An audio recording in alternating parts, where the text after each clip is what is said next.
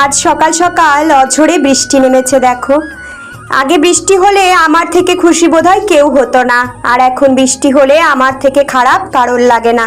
কারণ আমার সারাটা দিনের কাজবাজ বাইরে, যেহেতু ঘরের কাজ হচ্ছে, একটা ঘরের মধ্যে কাদা বৃষ্টিতে আর ভালো লাগছে না। নিজে খুব কষ্ট করে একটু ফ্রেশ হয়েছি জানো। ঘরে এসে বিছানাটা একটু তুলে নিয়ে চা করে 3টে ব্রেড ছিল, আজকে না খেলেই নয়। বর্মশাই দিকে শুয়ে শুয়ে ভাবছে কি করে ডিউটি বেরোবে, না বেরোলেই নয়। ওই যে কথায় আছে না, সরকারি চাকরি মানে সরকারের চাকর।